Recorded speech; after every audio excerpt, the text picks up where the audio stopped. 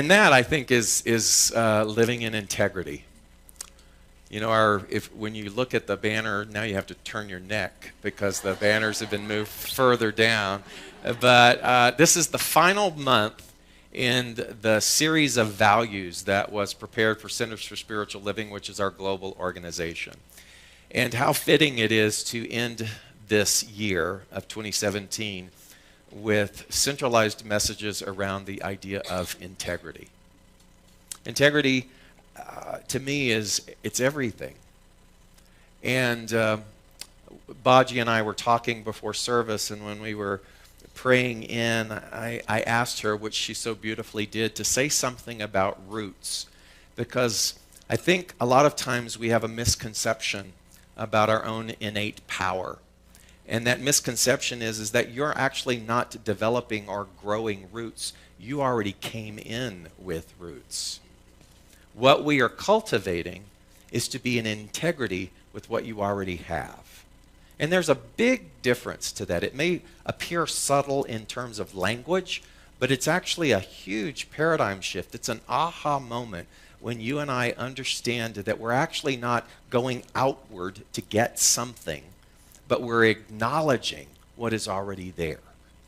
And so as we move into the theme and the congruency of integrity, we're acknowledging we are being integrous with the idea that you and I already have roots. But like anything, those roots are dependent upon the way in which you take care of them, the way in which you are in relationship to them. Right behind me, behind this wall actually, all along the side, there is a hedge. I don't know if you've ever noticed it before. Maybe when some of you were texting and you drove in, you hit the hedge with your car. But there's a hedge here. And here's the amazing thing about a hedge, is that over time, a hedge does develop very extensive roots. So much so that the hedge then is dependent upon how you prune it. And in fact, it grows in strength and it grows in density the more that you prune it. In fact, when you cut off one particular end of a particular branch, two things sprout. When you cut those two things off, four things sprout. That's the nature of that. When you think about what that is derived from, it derives its pulling power. That's a phrase that sometimes Abraham Hicks uses, if you're familiar with that teaching. Pulling power. It's pulling its power from its roots. And the more that it gets clipped, or the more that it gets shapened, then it grows into even greater magnitude. But it's only able to do that because of its fundamental root system. Now, you and I have pulling power. And I want to ask you this morning, to what degree are you using that pulling power? To what degree are you remembering your roots? And to what degree are you living in integrity with that? So here's an example of living in integrity and being enthusiastic about life rather than fearing life. You have roots, correct? You have pulling power, correct? So when we live in a world system where politicians are not necessarily in integrity, not saying that that's true or not, but if that were the case, wouldn't that be like someone coming and pruning a system, a false system of safety that someone outside of you is going to do it for you? So someone comes along and does what? They clip that false idea that your power is dependent, your safety is dependent, your well-being is dependent upon something outside of you. Something comes and it clips that. And when that clips that, you have the capacity to use your pulling power. And that pulling power looks like something of, I remember who I am. I have roots. Because I remember who I am, I know that nothing external is outside of my control or my power, because external circumstances with me individually in my life is delegated to, in correspondence with the internal thought system in my inner world. And so my pulling power is to go back to my thoughts, right? And so if a health care bill is passed that seemingly says it's going to take such and such benefit away from me, that it's going to do all of these things to my detriment, you have pulling power. And pulling power gives you the authority to do what? To be able to look at those particular circumstances and go, what is in my realm of doing? What is in my realm of thought that I can align myself with my roots so that I don't march into the making of fear, but I march into the making of power? Now, hear me when I say this isn't about burying your head in the sand and pretending that those things are not happening in human experience. Absolutely not. But it's realizing what is ours to do. And in a world that works for everyone, there is only one. There is not billions, there's only one. And to the degree that you take ownership of your pulling power, and you help those people who have forgotten or are ignorant of their pulling power to take ownership of their pulling power, then we create this world. Then we become the very thing that we desire to be. We are the thing that we seek. We are the ones that we have been waiting for. Because I want you to understand that the handicap that we give ourselves, not as that is given to us, but that we give ourselves when we forget that we have a root system. When we forget that we are instruments, we are vessels of that which is intelligence. And those roots are just as powerful. And the pulling power is as elevated as our willingness to think those corresponding thoughts. I loved the idea, this phrase that has always been passed down in this particular philosophy, is that don't let go of principle. Don't forget principle, even on a special occasion. The special occasion is the drama. Don't get seduced into the drama and forget that there is a principle at play. And you realize that the things that are going on in our world today are no different than the things that have gone on since the dawn of time. We like to think that we live in an era unlike any other era. But there has been demagogues, and there has been man's inhumanity to man, and there have been plagues, and there have been disease, and there has been all kinds of things that have been a part of the human experience. So no, we are not special in this era. We are simply being given an opportunity to put principle into practice. What I think might be a little bit unique is that there are actually more light beings in the world today than there have been in generations past. As the populace has grown, so has evolution mentally grown. So has spiritual awareness grown. And so the divine discontent that Baji referenced is also growing. And that's a beautiful thing. Because what happens with divine discontent? That's the pruning and the snipping because something bigger wants to elevate. So those of us who have sat cozily in our corners and let other people do it for us is no longer a way to be. You and I are called to stand for something. And that something is not to be against anything, but to find out what it is that we are for. And to give that forness our whole heart. And so when something disingenuous passes under the guise of a law, or God forbid it should even be called health care,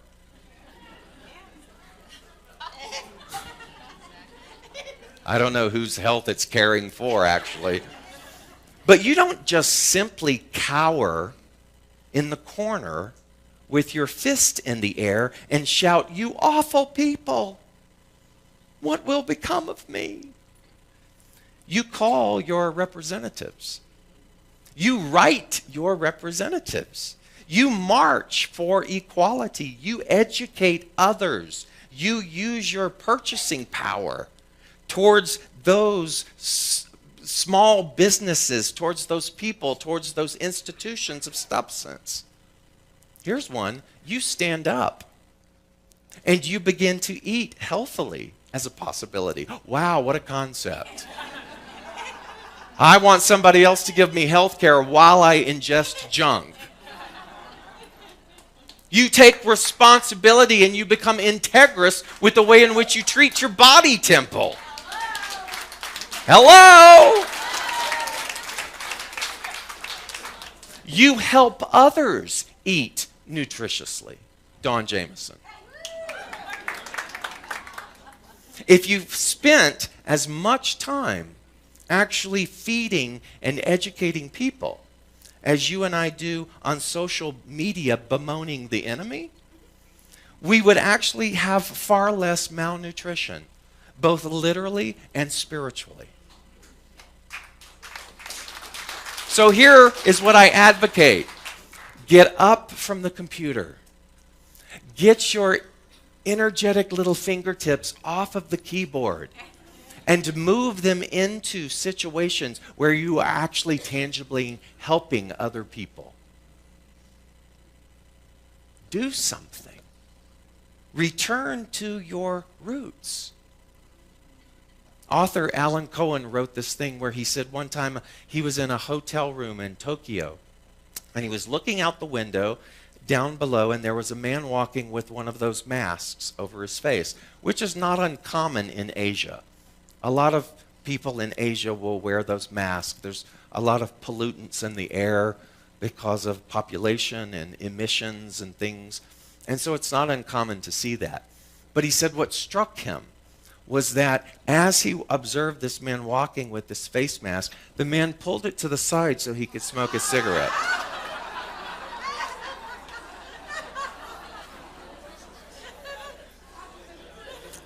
And that's kind of what you and I do when we are not in integrity with our roots. It's as if we've been given the tool or for something useful to help us in the human experience, and we bring another element in that negates or sabotages the very tool that you and I have been given. And so, as we look at our own integrity, be careful. Be careful. I want to offer you a word of caution. And the word of caution is, be careful of the people that you place on pedestals. Because in one way, pedestal placing is, again, giving the power away, your admiration away to something outside of you in a very exaggerated form.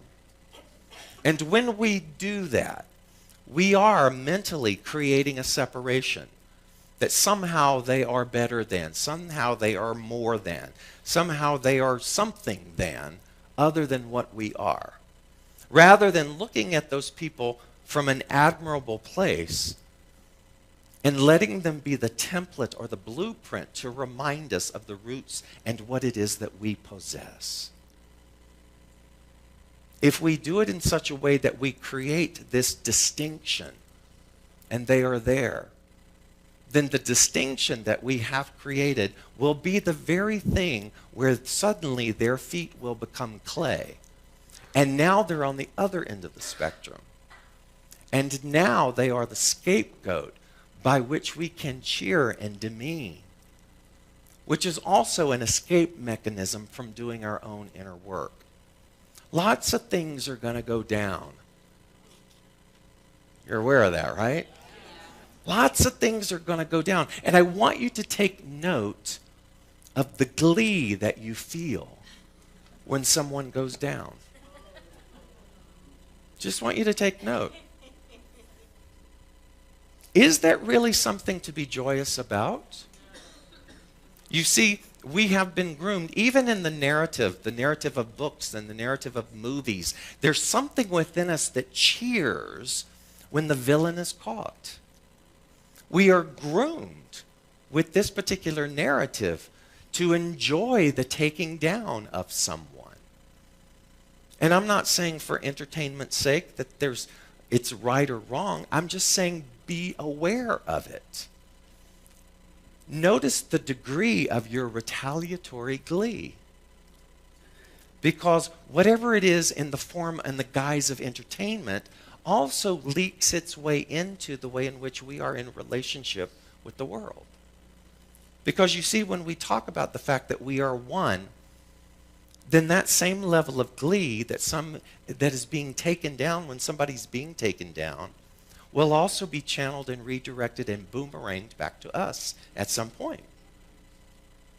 You see, those people who have admired you in your pocket of the world and your expression, those same people who might have elevated you and put you up in a particular place will be the same people who will have retaliatory glee when you fall. And so those are the things that get pruned. Those are the things that get snipped. And if you are not aware of or in use of or in relationship to your roots, what will those types of things begin to affect you emotionally, physically, and spiritually? Because you will think then, you and I will fall under the guise of thinking that we are those things that we are being labeled as. We will believe our own press, as they say. We will forget the core of who and what we are. And so integrity is to begin to understand that I and everyone are one. And all that is being asked upon us is to become more observant about that and be less in a seat of judgment and an us and them and be more involved. You know, in order to evolve, you have to be involved. And to be more involved in the solution that is there before us. And that is the pathway. That is the pathway that you and I are on. That is the journey.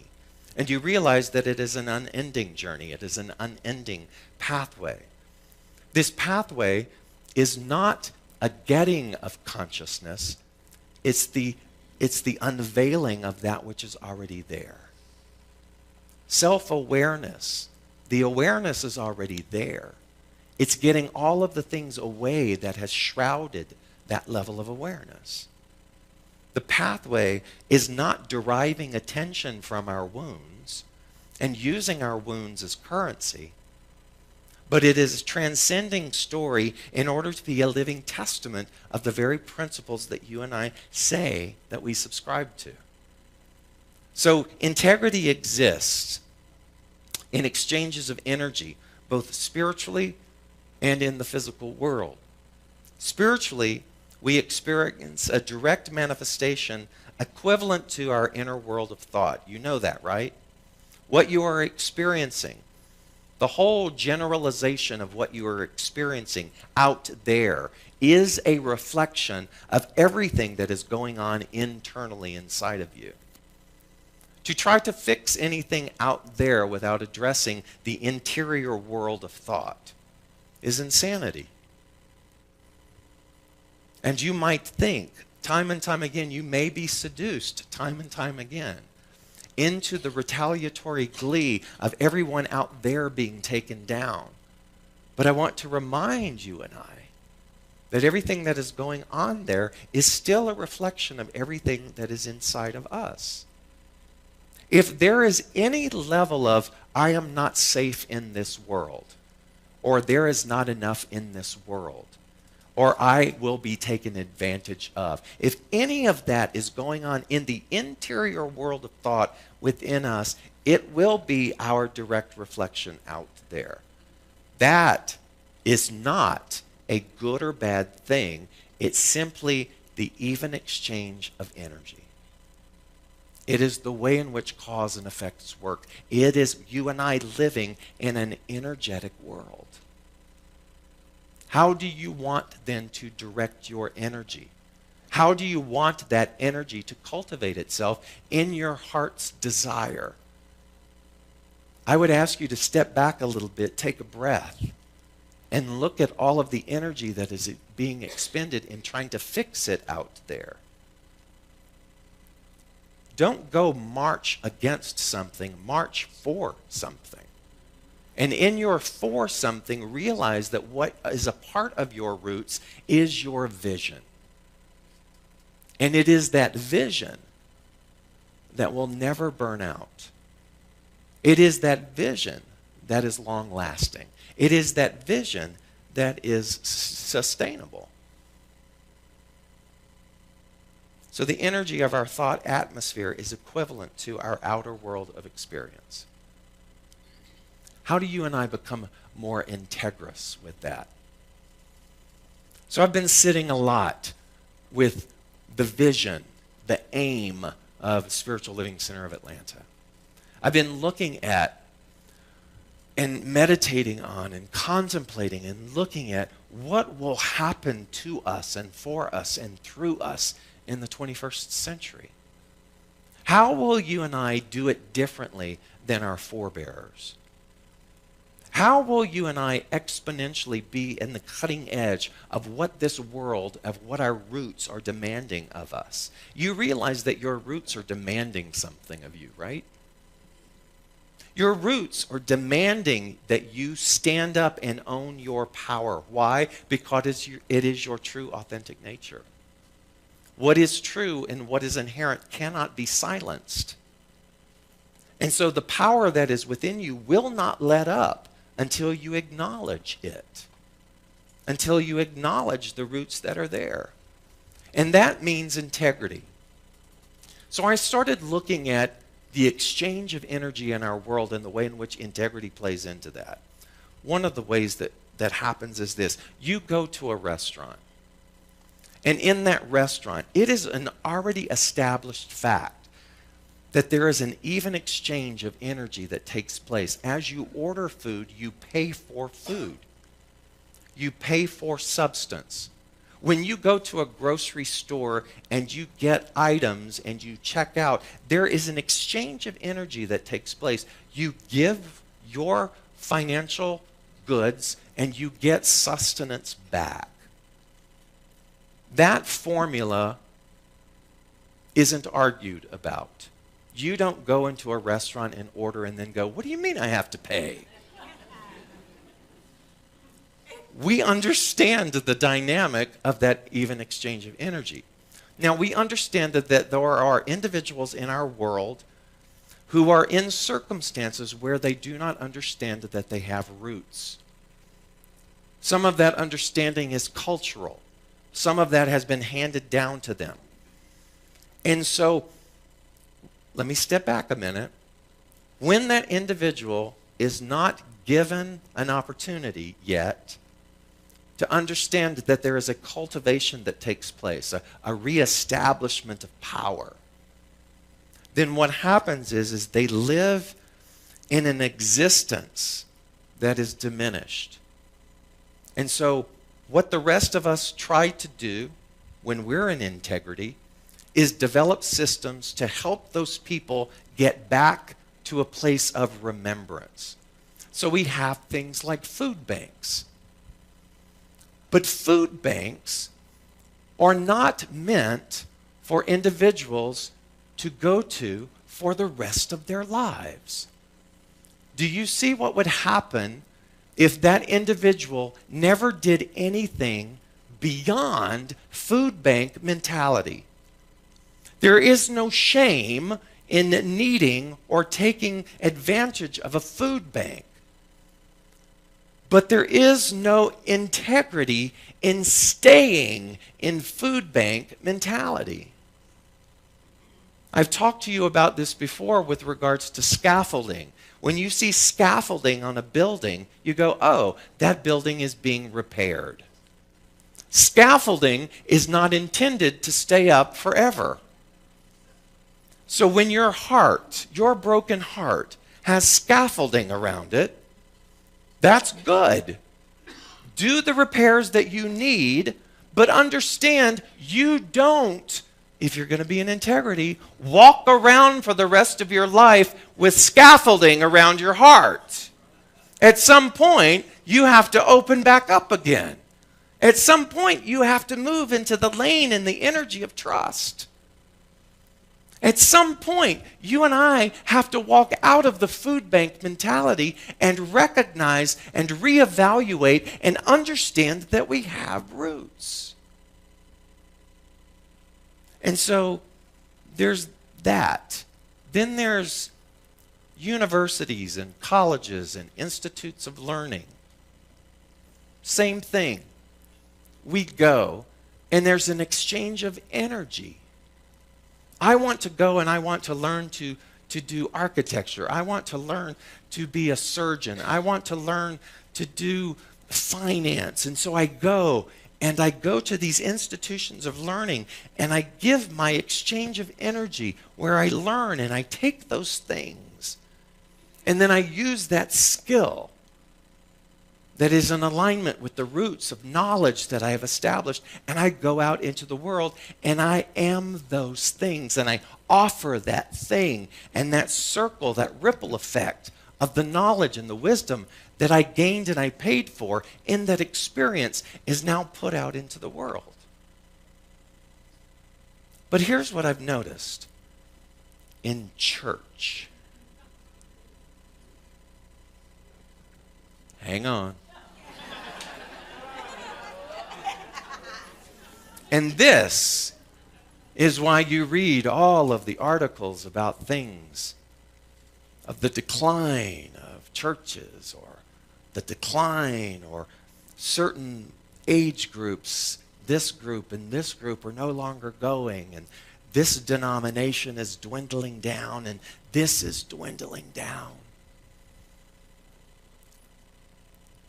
Is because we are forgetting the integrity of our roots. And part of what makes my heart dance is that this community is willing to explore and go down a model, a pathway of honoring those roots. Because you see, the same exchange of energy must take place in this idea of a spiritual institution or a center, just like a restaurant. You see, we go to a restaurant to be fed, and there's an exchange of that. We also go to higher institutions of learning, and there's an exchange for that. But sometimes we come to a church and we just eat.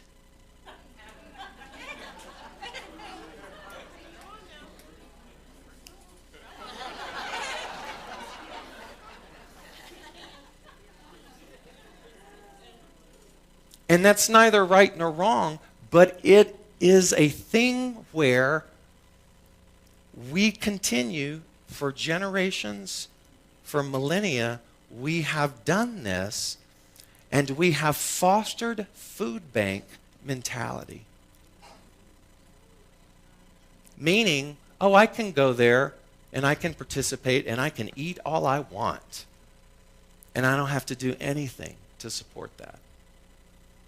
And that's food bank mentality. And what we begin to understand is that with that, there is always consequence. And so we have to look at what needs to happen. And what needs to happen, or what gets to happen, is to dive deep in the understanding of what we are made of, but not keep that in the proximity of a building, but live it. Live it. So I was talking to Dr. Will Coleman on this past Friday. We try to get together every Friday. And I was sharing this with him.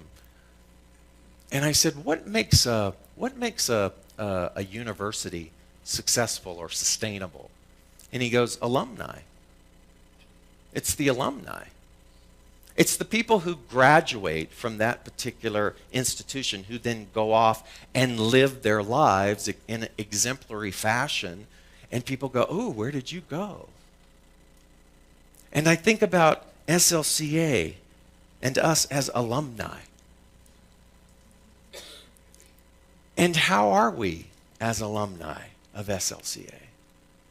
What is the testament? Remember that thing I told you about a couple of months ago, and I said, if you and I were convicted of spiritual crimes,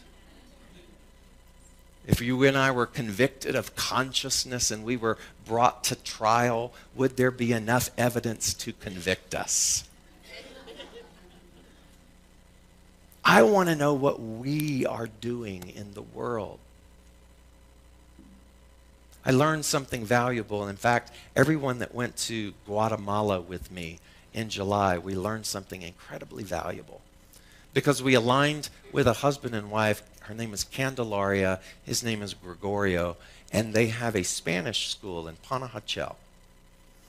And Candelaria did an amazing job in facilitating as we brought these water filter systems to give to Guatemalan families. She said, I don't want to just give these to just give them. She said, there has to be an even exchange of energy. Because the water filters won't mean anything to them if they don't have a plan. And so she vetted all of these various villages. She looked at Guatemalan women who were coming back and enrolled in literacy programs. She looked at all of the families who, against all kinds of odds, were putting their children's education first. And she said, these are the families that I want to get the water filter systems that you are bringing. And so we were doing that, and she facilitated this beautifully. And I'll never forget, we were in this one little area. It was the very first place we stopped, and all of us were putting these filters together in the buckets and the gallons, and she was calling out the names. And one woman just strolled up the street, and she said, I want a water filter. And Candelaria looked at her and said, no. And I just remember going, because I would have gone, sure, here. And she said, no. And when we talked about it later, she said, here's the problem, is that when NGOs come in and nonprofits come in and they do all of this stuff and they just give without consequence, then it develops a welfare system state of mind, and they go, why should I have to work when this is going to be given to me? It's that food bank mentality. She goes, here's what we do. When we go to villages and they want something, we say, give us your plan. Show us your plan. Show us your vision of what it is that you desire, and we will come in and we will work with you. That excited us so much because we started to see the way in which we could become initiative-driven and be able to go all across the globe and say, show us your plan. So I say to you this morning, show me your plan. Show me the plan that you have for your life. What does that mean? Start talking to me about your vision. Start talking to me about the enthusiasm and the excitement that you have with regards to your roots and what it is that you are capable of. Begin to be reunited with your power. One of the things I love about this time of the year is that you and I give ourselves permission to do a do-over. Reset. Ooh, January 1st, reset. I don't know why you couldn't do that back in April, but hey, let's go for it. Reset. I want to reset from everyone in here, from anyone listening or watching this message. Reset. Go back to the understanding, to the pathway of your roots. And remember that here and now is infinite potentiality, It does not matter what is taking place out there. What matters is that you and I march into the world and we remind people of their own inherent value. And we become an alumnus of this teaching, of this institution, so much so that people go, "What are you smoking? Because I want some of that. What are you on? Because I want some of that." That, my friend, is being in integrity. And so it is.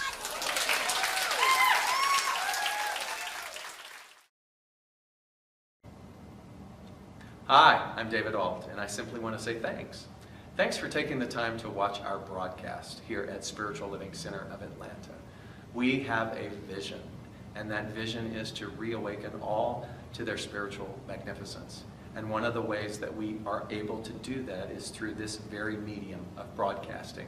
So if you got anything out of this, if you felt in any way inspired, or if something spoke to you directly, then I extend an invitation to you to become a part of our family by donating. And there are many ways in order for you to be able to do that. One is to simply go to our website at slca.com, and there you will find all different kinds of prompts that will help you support what it is that we are doing here in Atlanta. One way is to become a pledger. That means that you decide on a monthly basis that you are going to help us with this vision. Another way is to donate through our management system called Fellowship One, another through PayPal, and another even easier way is on your cell phone. You can do what's called text to tithe, and that number is 404-796-7030.